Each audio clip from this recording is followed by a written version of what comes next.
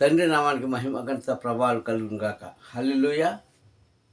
ప్రియ సంగమా, మీ అందరూ కూడా ఈ ఉదయకాల సమయంలో తండ్రి యొక్క కృప చేత, తన కుమారుడైన మెస్సీ గారి యొక్క ప్రేమ చేత ప్రతి ఒక్కరూ ఆశీర్వదించబడాలని, దీవించబడాలని కోరుకుంటూ, మరి యొక్క ఉదయకాల సమయంలో దేవుని యొక్క మాటలు మనం విని నేర్చుకుందాం.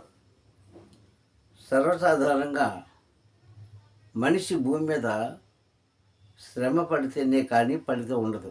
అంటే కష్టం మనకు తెలుసు, ఏ విషయంలోనైనా సరే. ఒక చదువుకున్న విషయంలో కానీ, ఒక ఉద్యోగ విషయంలో కానీ, లేకపోతే ఏదైనా ఒక వ్యాపార విషయంలో కానీ, టోటల్గా మానవుడు జీవించడానికి ఏదైతే చెయ్యాలో చేస్తున్నాడో, చెయ్యాలని ఉద్దేశం కలిగి ఉందో ఆ పనిలో వారు శ్రమ పడితే కానీ, కష్టపడితే కానీ ఫలితం లేదు. ఎవరైనా అంతేనండి.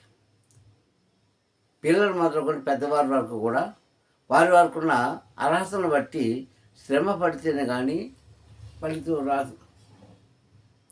చదువుకున్న పిల్లలు 11 నెలలు చదివితేనే కానీ, ఆ చదువులో శ్రమ పడితేనే కానీ 12 నెలల్లో వాళ్ళు రాసే పరీక్షలో ఫలితం రాదు.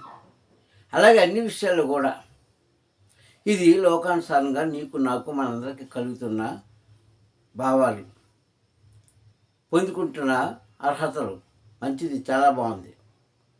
కానీ ఇవి కేవలం మనం ఇక్కడ శ్రమ పడేది మనం జీవించడం కోసమే తప్ప పరలోక రాజ్యానికి వెళ్ళడం కోసం కాదు.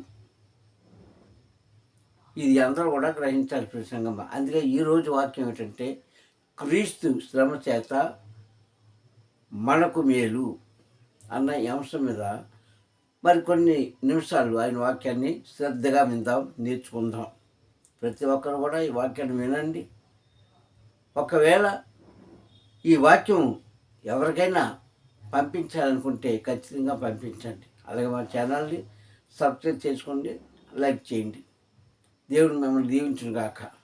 ఇక వాక్య భాగంలోకి వెళితే, ఇప్పుడు ముందు మనం చెప్పుకున్న విధంగా మనిషి భూమి మీద జీవించడానికి శ్రమ పడాలి, అంటే కష్టపడాలి. అది ఏ రకంగానన్నా సరే. కష్టపడితే కానీ వారికి సంతోషం, సౌఖ్యము ఏమీ ఉండదు. ఇది మనం అందరం కూడా జీవించడానికి నేర్చుకొని ఎంచుకున్న ఒక మార్గం మంచిది. వారు పరలోక రాజ్యానికి వెళ్ళాలంటే ఎవరు శ్రమ పడాలి, ఎవరు శ్రమ పడాలి, ఎవరు ఆ బాధ్యత తీసుకోవాలి, అసలు ఆ రాజ్యానికి వెళ్ళడానికి గల కారణము, పంపడానికి గల కారణము ఏమిటి అని మనం ఒక్కసారి ఆలోచన చేస్తే, ఆ రాజ్యానికి తీసుకెళ్ళడానికి మన కోసం శ్రమ పడడానికే 2000 సంవత్సరాల క్రితము అద్వితీయ కుమారుడైన క్రీస్తుని, అంతగా ప్రేమించిన క్రీస్తుని, తన పక్కనే ఉంచుకున్న క్రీస్తుని, ఏకైక కుమారుడైన క్రీస్తుని పసిబాలుడుగా ఈ భూమి మీద పంపించాడు పరమ తండ్రి. హల్లెలూయా. ఎందుకు? ఆయన సుఖపడడం కోసం కాదు, మన యొక్క కష్టాన్ని, మన యొక్క భారాన్ని, మన యొక్క బాధల్ని తీర్చడం కోసం ఈ భూమి మీదకి వచ్చిన క్రీస్తు ఏం చేశాడు? చక్కగా మనకలాగే చక్కగా నలుగురితో తిరుగుతూ, 4 ప్రదేశాలు చూస్తూ, ఏదో దేవుడి మాటలు 4 మాటలు చెప్పి వారు కలిగిన కష్టాల నుంచి, బాధల నుంచి, రోగాల నుంచి తప్పించేసి మెప్పించుకోలేదు. ఆయన ఏం చేశాడు? ఆయన వచ్చి ఎందుకు పంపించాడు తండ్రి? గల కారణం ఏంటి? ఆయన ఆ రోజు అలా శ్రమ పడకపోతే ఈరోజు మనం ఎలా ఉండేవాళ్ళమి అని మనం ఒకసారి జ్ఞాపకం చేసుకోవాలి. అందుకే 7:5 అంటాడు కదా, ఎబ్రీ పత్రికలో అంటాడు ఆయన 5:7లో, శరీరధారి ఉన్న రోజుల్లో ఆయన మహారోధం చేత తనను మరణంలో తప్పించిన తన తండ్రికి ఇష్టంగాను యాచనలు, ప్రార్థనలు చేస్తూ, కన్నీరు కారుస్తూ, దుఃఖించుతూ, శ్రమ పడుతూ, భయము భక్తి కలిగి ఉన్నందున ఆయన అంగీకరించబడినని హెబ్రీయులకు రాసిన పత్రికలో మనం ఆ మాట చూసుకుంటున్నాం. 5:7 ప్రసంగమా. ఆయన ఈ భూమి మీదకి వచ్చి ఏం చేశాడు? శరీరధారి అంటే ఆత్మకు శరీరాన్ని ధరించుకొని నువ్వు వచ్చావు, నేను వచ్చాను. ఇప్పుడు ఉన్న ప్రతి మనిషి, అంతకుముందు ఉన్న వారు, ఇక రాబోతున్న వారు అందరూ కూడా ఆత్మలకు శరీరం అనే ఈ వస్త్రాన్ని ధరించుకొని భూమి మీదకి వచ్చాం. ఆయన కూడా అలాగే వచ్చాడు. నేను దైవ కుమారుడిని స్పెషల్గా ఆకాశం నుంచి ఒకేసారి రాలే కిందకి. అతను కూడా ఒక తల్లి గర్భం నుంచే వచ్చాడు. అతను కూడా మనకులా పసిబాలుడుగా, బాలుడుగా, యవనస్తుడిగా పెరిగాడు. మనకలాగే భోంచేశాడు, నిద్రపోయాడు. మనకలాగే విన్నాడు, చూశాడు, అన్నీ చేశాడు. ఎందుకు వచ్చాడంటే ఆయన శ్రమ పడుతూ మనకి సౌఖ్యం ఇవ్వడం కోసం వచ్చాడు. ఇది ఎంతమంది తెలుసుకున్నారు ఈరోజు? క్రీస్తు ఏదో వచ్చాడు 2 సంవత్సరాల క్రితం, 2000 సంవత్సరాల క్రితం వచ్చాడు. వచ్చి తండ్రి చెప్పినట్లు చేశాడు, వెళ్ళిపోయాడు, మళ్ళా వస్తాడు. ఇది మనం నేర్చుకున్న పాఠం. ఆయన ఎందుకు వచ్చాడంటే ముందు చెప్పినట్టుగా ఈ భూమి మీద మనం శ్రమ పడింది, కష్టపడింది మన కోసం. మరి ఇతరుల కోసం, ఎవరి కోసం కూడా కాదు, మరొక మనిషి కోసం కాదు. నువ్వు కష్టపడుతున్నావు నీ కోసం, నేను కష్టపడుతున్నాను నా కోసం, వాళ్ళు కష్టపడుతున్నారు వాళ్ళ కోసం. అది ఏదైనా కావచ్చు, ఉద్యోగం కావచ్చు, కూలి పని కావచ్చు, లేకపోతే ఇళ్ళ పని కావచ్చు, లేదంటే విదేశాల పని కావచ్చు. నువ్వు ఎక్కడ చేసినా నీ కోసం చేస్తున్నా కానీ మరొకరి కోసం కాదు. అది తెలుసుకున్న వాళ్ళు ఈ రోజుల్లో చాలా చాలా తక్కువ అండి. ఆ నిజం తెలుసుకున్న వాళ్ళు తక్కువ. నేను ఎందుకు కష్టపడుతున్నాను అని ఒక్కసారి ఎప్పుడైనా నువ్వు ఆలోచించావా? ఎందుకు నా శరీరాన్ని కష్టాలు దింపుకుంటున్నావు ఎప్పుడైనా ఆలోచించావా? ఏం లేదండి, ఏం లేదు. ఏదో నాకు శక్తి ఉంది, కష్టపడుతున్నాం, రూపాయలు సంపాదించుకుంటున్నాం, ఇష్టానుసారంగా అందరికి ఊరందరికీ పెట్టేస్తున్నాం. నేనేదో దానకరుణ్ణి, ఇలాంటి ధర్మం చేసే మంచి స్త్రీని అని పేరు తెచ్చుకుంటున్నావా? అందుకు కాదు నువ్వు కష్టపడింది నీ కోసం. నేను కష్టపడింది నా కోసం, నీవు కష్టపడింది నీ కోసం, వాళ్ళు కష్టపడింది వాళ్ళ కోసం, ఇతరుల కోసం కాదు. మరి క్రీస్తు ఎవరి కోసం కష్టపడే ఎక్కడ అంటే సర్వమానవాళి కోసం. హల్లెలూయా. సర్వమానవాళి కోసము చిన్న కష్టం పడలేదండి ఆయన ఈ లోకానికి వచ్చి. ఆ కష్టము ఎవరు పడలేంది, పడకూడదు, పడబోంది. ఒక మనిషి కోసం ఒక మనిషి చనిపోతాడా? నువ్వు అంతగా ప్రేమిస్తున్నావే నీ భర్తని, నీ భర్త కోసం చనిపోతున్నావా? నువ్వు అంతగా ప్రేమిస్తున్నావే నీ భార్యని, నీ భార్య చనిపోతే నువ్వు చనిపోతున్నావా? లేదంటే నీ పిల్లలు నీ కళ్ళ మీద చనిపోతుంటే నువ్వు చనిపోతున్నావా? ఏం లేదు.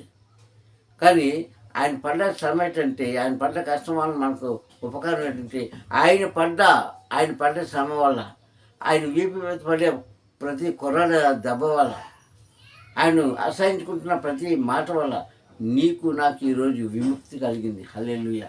ఏ విముక్తి అండి అది? పాప విముక్తి. హల్లెలూయా. పాప విముక్తి కలిగింది ఈరోజు. ఆయన శ్రమలో నీకు నాకు ఎలా ఫలితం వచ్చిందంటే ఇది పాపం నుంచి విడుదల చేస్తున్నాడు, పరిశుద్ధుగా ఉంచుతున్నాడు. అంత మాత్రమే కాకుండా ఆయన అనేకమైన విషయాలలో ఏం చేస్తున్నాడు? మనిషిని మంచి మార్గంలో నడిపిస్తున్నాడు. నిన్ను మంచి మార్గంలో నడిపించడానికి ఎంత శ్రమ పడుతున్నాడో ఎవరికైనా తెలుసా? ఏం లేదండి, ఏం లేదు. ఏదో వచ్చింది ఒకరోజు, ఏంటి? ఆయన సిలువ వేసే రోజు. ఆ రోజు కాసేపు ఏదో గంట 2 గంటలు 3 గంటలు బోరుమని ఏడు చేసి ఇంటికి వచ్చి మళ్ళీ మామూలే. కానీ ఆయన శ్రమను గుర్తించింది ఎవరు గుర్తించారు? ఎవరు గుర్తించలేదు. నాడు లేదు, నేడు లేదు, అప్పుడు లేదు, ఇప్పుడు లేదు.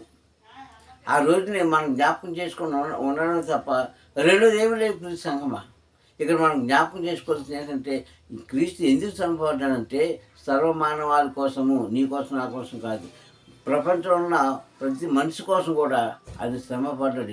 ఏ శ్రమ పడ్డాడు? మరణం అనే శ్రమ. హల్లెలూయా. ఇంక దీన్ని మించింది ఏదైనా శ్రమ ఉందా మనిషికి? దీన్ని మించింది ఏదైనా శ్రమ ఉందా? ఆ శ్రమ నీవు పడగలుగుతున్నావు ఈరోజు, నేను పడగలుగుతానా? ఎవరైనా పడతారా? ఎవరు పడరు. ఎందుకు? ఎందుకు? మనకు అవసరం లేదు కనుక. మాటలు చాలా చెప్తాం, చేతలు చాలా చేస్తాం అవసరమైతే. కానీ మరణాన్ని ఒప్పుకుంటావా? ఒప్పుకోవు. పైగా మనం అన్న మాట ఏంటంటే, తండ్రి యొక్క సెలవు వచ్చింది వెళ్ళిపోయాడు అంతే. దర్శనాలు అయిపోయింది ఆ మాటతో. తండ్రి సెలవు వచ్చింది కనుక ఈ మనిషి వెళ్ళిపోయాడు భూలోకం నుంచి. నా సెలవు వస్తే నేను వెళ్ళిపోతాను అంటాం. కానీ కూడా చనిపోగలుగుతావా నువ్వు? శ్రమ పడగలుగుతావా? మరణమైన శ్రమను పడతావా? పడలేవు. కానీ భక్తుడు పౌలు గారు అని ఏమన్నాడంటే, బ్రతుకుట క్రీస్తు కోసమే, చావైనా నాకు మేలు అన్నాడు. అదండి బ్రతుకుట. నేను బ్రతికేది క్రీస్తు కోసమే, చావు అయితే నాకు మేలే. అదన్నా ఒకటి ఇదన్నా ఒకటి అనేసాడు ఆయన. అది అందుకే క్రీస్తు వాళ్ళే భక్తుడు పౌలు గారు కూడా ప్రవర్తించారు కనుక ఈ లోకంలో ఆయన ఒక మాట అంటాడు. ఏమన్నాడంటే, క్రీస్తుని కాదు కానీ నన్ను పూల్చి నడుచుకుంది అన్నాడు. క్రీస్తుని చూసి కాదు మీరు నడవలసింది. నేను ఎలా నడుస్తున్నానో నా దారిలో నడవండి అన్నాడు. ప్రపంచం చెప్పిన మాట అది. ఎవరు నడుస్తున్నారండి? మనం ఎవరు నడవగలుగుతున్నావా? ఏం లేదండి, నడవలేము. అలాగా మాటలంటే చెప్తాం, చాలా మాటలు చెప్తాం. కానీ సాటి మనిషి కోసం నువ్వు శ్రమ పడుతున్నావా? పడలేము మనం. కానీ ఆయన పడ్డాడు. అందుకే ఆయన పడ్డ శ్రమ వల్ల మానవ జాతికి మేలు. ఇది ఎంతమంది గుర్తిస్తున్నారో నాకు తెలియదు. సంగమా ఎంతమందికి జ్ఞాపకం ఉంటుందో తెలియదు. ఏదో ఒక రోజు వచ్చింది, ఏదో ప్రార్థనకి దైవజనులు ఏదో వాక్యం చెప్పారు, విన్నాం, అయిపోయింది, హల్లెలూయా. మళ్ళా సాయంకాలం నుంచి మామూలే, మరుసటి దినం నుంచి మామూలే నీ జీవితం. ఇదేంటండి ఇది? నువ్వు ఎవరి కోసం శ్రమ పడుతున్నావు? నేను ముందు చెప్పినట్టుగా నీ కోసం నువ్వే శ్రమ పడుతున్నావు. లేదంటే నీ భార్య కోసం శ్రమ పడుతున్నావు, నీ భర్త కోసం శ్రమ పడుతున్నావు, అంటే నీ పిల్లల కోసం శ్రమ పడుతున్నావు తప్ప ఈ ఇరుగు పొరుగు వాళ్ళ కోసం శ్రమ పడవలసిన అవసరం కూడా లేదు. కానీ కొంతమంది నీ పడ్డ శ్రమను ఏం చేస్తావంటే దాన ధర్మాలు చేసుకుంటుంటావు. అది నీకు గొప్ప, అది నీకు పెద్ద పేరు అనుకుంటావు. పేరు కాదు అది. చివరికి ఎవరైతే నీ నుంచి పేరు పొందుకుంటారో, నీ నుంచి ఉపకారం పొందుకుంటారో, నీ నుంచి సంతోషం ఆనందం పొందుకుంటారో, వారు కనీసం నీవు దీన స్థితిలో ఉండేటప్పుడు ఎలా ఉన్నామని కూడా పలకించరు వాళ్ళు. ఇది జ్ఞాపకం చేసుకోండి. కానీ క్రీస్తు ఏం చేస్తుందంటే శ్రమ పడ్డాడు. ఎందుకంటే నన్ను ప్రపంచంలో ఉన్న ప్రతి మనిషి కూడా పాపం వైపు వెళ్లకుండా, చీకటిలో వెళ్లకుండా కాపుదలు కాశాడు. చంటి పిల్లలు మనం అంతైతే జాగ్రత్తగా చూస్తామో కింద పడిపోతుంది ఏమని, లేదంటే మంచం మీద నుంచి పడిపోతుంది ఏమని, లేదంటే ఎక్కడన్నా మెట్టు పడిపోతుంది ఏమని ఎంత జాగ్రత్తగా చూస్తాం. అంతకన్నా జాగ్రత్తగా క్రీస్తు నాడు నేడు ఇప్పుడు కూడా మనం చూస్తున్నాడు. ఇది గమనించుకునే వాళ్ళు తక్కువ. గమనించుకుని పిల్ల సంగమ్మ, క్రీస్తు ఎందుకు శ్రమ పడ్డాడంటే నీవు చీకట్లో వెళ్లకుండా ఉండాలి. నీవు పాతాళానికి వారసురాలుగా ఉండకూడదు. నీవు అబద్ధికురాలుగా ఉండకూడదు. నీవు మోసం చేసేవాడుగా మోసం చేసేదానిగా ఉండకూడదు. నీవు నలుగురిలో చెడ్డ పేరు రాకూడదు. నీవు బాప్తిజం తీసుకొని దేవుని తండ్రి యొక్క నామాన్ని ధరించుకున్నావు కనుక ఆ తండ్రి నామాన్ని నీవు కించపరచకూడదు అని ఈ ఉద్దేశాలతో అది ఏం చేస్తుందంటే నీకోసం ఆయనే శ్రమ పడుతున్నాడు. నీకోసం ఆయనే శ్రమ పడ్డాడు. నీకోసం ఆయన ప్రాణాన్ని కూడా విడిచిపెట్టాడు.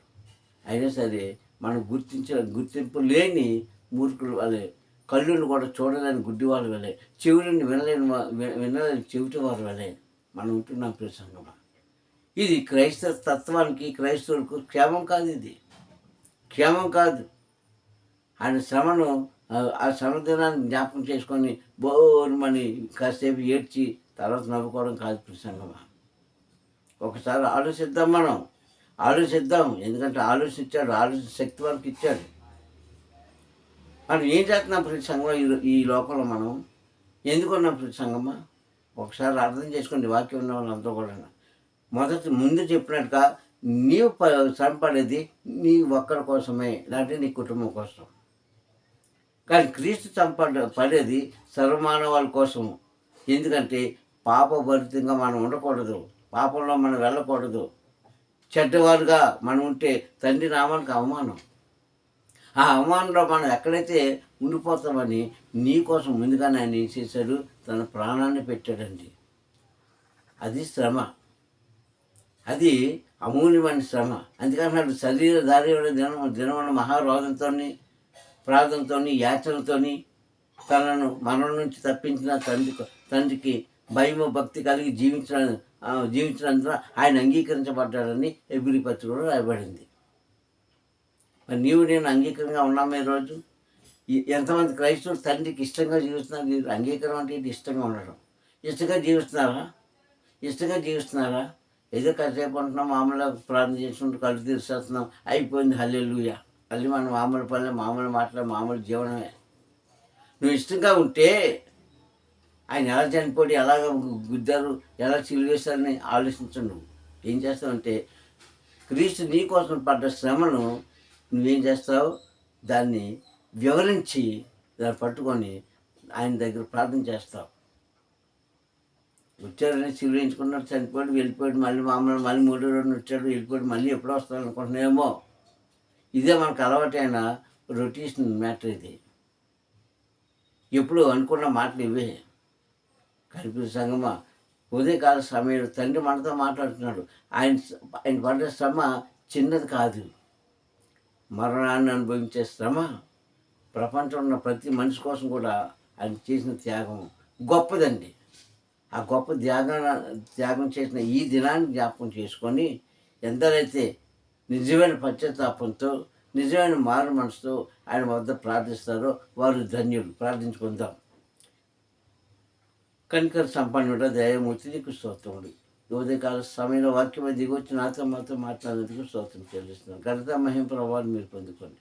నీవు దీవించి ఆశీర్వదించండి. ఇదిగో నాయన, ఈ ఉదయకాల సమయంలో నీవు ఇచ్చిన గొప్ప వాక్యాన్ని బట్టి స్తోత్రం చెల్లిస్తాను. నిజమైన నాయన తండ్రి, నీవు ఈ లోకానికి వచ్చింది నా ప్రభా మా శ్రమల నుంచి, మా కష్టం నుంచి, మా కన్నీళ్ళ నుంచి, మా సోదరుల నుంచి, మా రోగాల నుంచి తప్పించడానికి వచ్చి ఉన్నావు నాన్న. నీవు చేసిన త్యాగాన్ని నాన్న ఈరోజు ఎంతమంది గుర్తిస్తున్నారో తండ్రి నాన్న, వారందరూ బట్టి స్తోత్రం చెల్లిస్తాను అయ్యా. ఇంకా గుర్తించలేని మనసు ఉంటే వారికి గుర్తించినట్లుగాను, వారికి తండ్రి నాన్న తెలియజేసినట్లుగాను నీ కృప అనుగురించి ఆశీర్వదించమని వాక్యం బిడ్డలందరూ కూడా మరొక్కసారి దీవించి మహిమగణ ప్రభావాన్ని మీరు పొందుకోమని మా ప్రియ రక్షకుడు క్రీస్తు నామమున ప్రార్థన సమర్పించుకుంటున్నాను పరమ తండ్రి. హల్లెలూయా, హల్లెలూయా, హల్లెలూయా.